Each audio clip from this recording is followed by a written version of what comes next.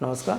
आज हम लोग देखते हैं ब्लड क्लॉटिंग, कोagुलेशन ऑफ ब्लड कहें या रक्त का थक्का जमना या ब्लड का जमना। देखिए हमारे शरीर में जो 5 से 6 लीटर ब्लड होता है वह क्यों नहीं जमता, लेकिन जब हमें कहीं चोट लग जाती है, जब हमें कहीं एक्सीडेंट वगैरह हो जाता है तो वहाँ ब्लड जम जाता है। अगर ब्लड ना जमे तो आदमी की डेथ हो जाएगी। तो इसके बारे में हम लोग जानेंगे। बड़ा ही इंटरेस्टेड टॉपिक है। इसके पहले मैं ब्लड के बारे में हम लोग पढ़ा चुका हूँ, लेकिन इसमें ब्लड क्लॉटिंग का जो रह गया था। तो देखिए ब्लड जो हमारा जमता है विटामिन के की वजह से, सभी लोग जानते हैं। अच्छा, ब्लड जमता है तो उसमें कई स्टेप होती है। अच्छा, उसको हम लोग जानेंगे क्यों। अच्छा, ब्लड जमने के लिए अधिक से अधिक आप सोच लें कि अगर 4 मिनट हो गया ब्लड नहीं जम रहा है तब दिक्कत है। तो लोग कहीं चोट लग जाती है तो हाथ से लोग उसको दबा देते हैं। दबाने के बाद 4 मिनट से कम में ही ब्लड जम जाता है।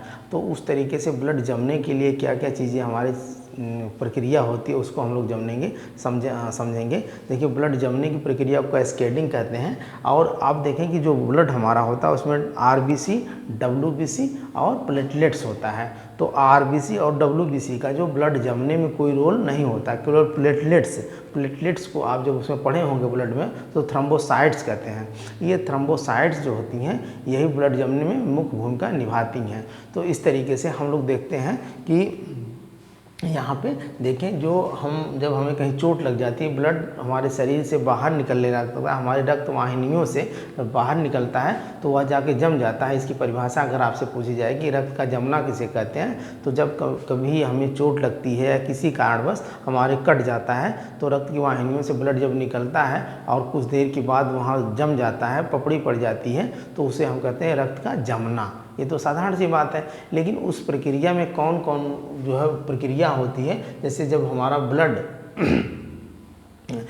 निकलता है तो जो उसमें प्लेटलेट्स होती हैं, जो थ्रोम्बोसाइट्स होती हैं, उसमें वैसे एक तो होता है 2 प्रोसेस होती है वैसो कंस्ट्रक्शन। उसमें एक सेरोटोनिन नामक होता है। ये क्या करता है, सेरोटोनिन नामक पदार्थ क्या करता है कि ये सेरोटोनिन जो है हमारी ब्लड वेसल्स की जो रक्तवाहिकाएँ हैं उनकी नली को थोड़ा सकरा कर देता है। तो थोड़ा सा काम तो ये करता है। फिर बाद में मेन काम क्या करता है, जो हमारी थ्रोम्बोसाइट्स हैं, प्लेटलेट्स हैं, ये प्लेटलेट्स क्या करती हैं, हवा के संपर्क में आने पर थ्रोम्बोसाइट थ्रोम्बोप्लास्टिन में बदल जाती है। एकदम आसान है भाई, थ्रोम्बोसाइट को प्लेटलेट कहेंगे और वही प्लेटलेट जब हवा के संपर्क में आती हैं तो क्या हो जाती हैं, वो थ्रोम्बोप्लास्टिन में बदल जाती हैं हवा के संपर्क में आते ही।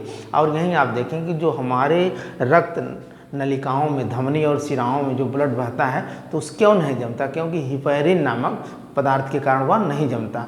तो जब यह ब्लड हमारे शरीर से बाहर निकलता है और हवा के संपर्क में आता है तो यह हिपैरिन नामक पदार्थ ज्यों हवा के संपर्क में आएगा त्यों जो है इसका असर खत्म हो जाएगा, हिपैरिन की डेथ हो जाएगी। एक तरीके से सोच लीजिए आप, एक हिपैरिन निष्क्रिय हो जाएगा, इनएक्टिव हो जाएगा। यहीं आप समझेंगे कि हमारे शरीर में ब्लड इसलिए जमता है क्योंकि ब्लड नहीं जमता है क्योंकि हिपैरिन नामक पदार्थ पाया जाता है। और बाहर जब यह हवा के संपर्क में आता है तो हिपैरिन होता है जो वो नष्ट हो जाता है, उसकी डेथ हो जाती है। कभी कभी आप देखेंगे डॉक्टर जो इंजेक्शन लगाता है तो इंजेक्शन लगाते समय वो धीरे धीरे सिरिंज को ऐसे करेगा और ऊपर जो है थोड़ा सा भी एयर नहीं रहनी चाहिए। अगर थोड़ी सी भी एयर रह गई, इंजेक्शन आपको लगा दिया तो क्या होती है कि वहाँ जा कर के ब्लड भाई हवा अंदर चली गई। जब हवा अंदर जाएगी तो हिपैरिन जो आपके ब्लड में है वह क्या करेगा, मर जाएगा। तो वहाँ ब्लड जम जाएगा तो काला पड़ जाता है, तो फिर वहाँ दर्द होने लगती है। तो फिर वहाँ धीरे धीरे मतलब क्या करता, डॉक्टर बताता है कि दर्द होगी तो डॉक्टर कहेगा कि भाई लोथा मार लीजिए या बर्फ़ से सेकाई कर लीजिए, तो धीरे धीरे वो ठीक होता है हमारे ब्लड की वो अलग चीज़ें। तो इस तरीके से, या आप देखेंगे जब किसी को जो सलाइन वाटर या ग्लूकोज का बॉटल चढ़ाया जाता है तो उसमें भी डॉक्टर ध्यान देता है या नर्स ध्यान देती है कि ब्लड, अरे वो जो पानी है ग्लूकोज का वाटर है अगर थोड़ा सा भी कम रह गया तभी वो आगे बदल देता है। अगर हमारी उन नलियों में जो ब्लड चढ़ाया जाता है अगर हवा चली जाएगी तो वहाँ भी जो हिपैरिन वो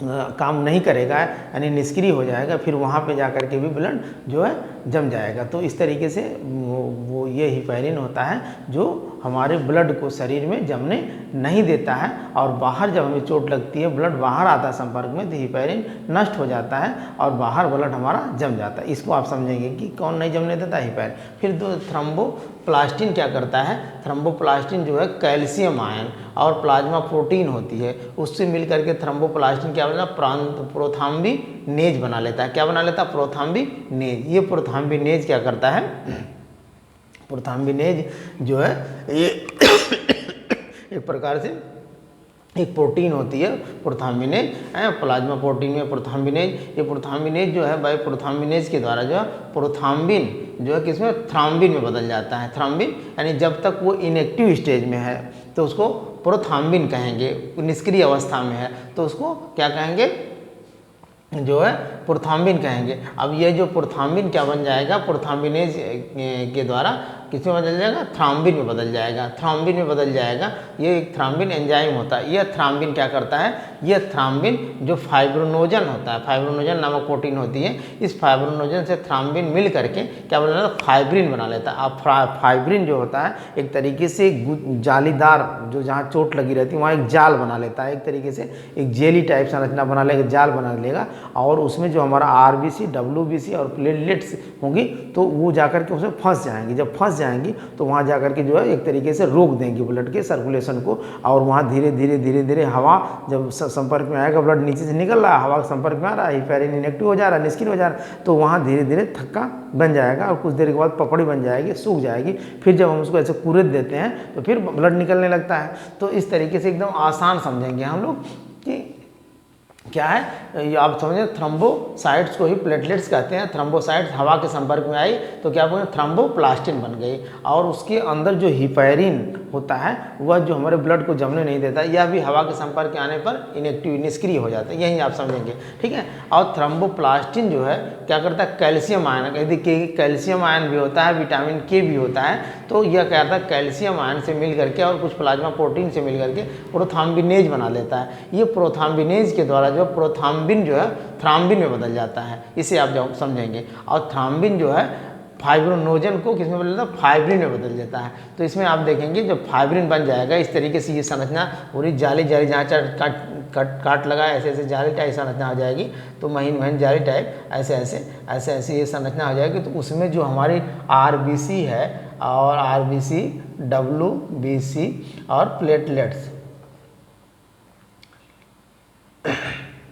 लेट्स हैं, ये क्या होगी, फंस जाएगी, इसमें जाके फंस जाएगी। फिर यहीं पे ये जो है पूरा गुच्छा बन जाएगा ऐसे ऐसे करके, और ब्लड हमारा बहना बंद हो जाएगा। ये कभी कोई क्वेश्चन आता है कि ये आरबीसी और डब्ल्यूबीसी जो है जमने में काम नहीं करता, केवल प्लेटलेट से ब्लड क्लॉटिंग में काम करता है। तो इस तरीके से देखेंगे। अच्छा, प्रोथ्राम्बिन तभी बनेगा जब हमारी विटामिन के होगी। देखिए प्लेटलेट्स आप समझेंगे, प्लेटलेट जो थ्रोम्बोसाइट्स होती हैं, जैसे आपको डेंगू मच्छर जब काट लेता है तो आपको प्लेटलेट्स की संख्या, अभी देखिए कोरोना की बीमारी भी चली थी, उसमें भी आपके प्लेटलेट्स वगैरह कम हो जाते हैं। हमारे शरीर में लगभग 2 लाख जो है, मतलब 2 लाख प्लेटलेट्स होनी चाहिए। अगर 2 लाख से प्लेटलेट्स कम है तो हमारे शरीर में जो थकावट, सुस्ती और काम करने का मन नहीं करेगा, हर समय नींद लगेगी। तो डॉक्टर ये भी कहता है कम से कम 2 लाख प्लेटलेट्स होने चाहिए। ये प्लेटलेट्स अगर नहीं रहेंगी तो हमारे शरीर में जो है ये एक कमजोरीपन का महसूस होगा, और इस तरीके से ये वही डेंगू नामक बीमारी में प्लेटलेट्स की संख्या कम हो जाती है।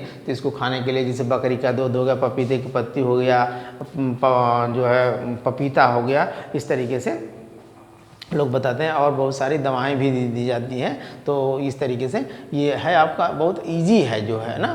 तो इस तरीके से हम लोग समझें। अगर पढ़ाया हुआ पसंद आए तो लाइक करें, सब्सक्राइब करके बेल आइकन को पुश करें। धन्यवाद।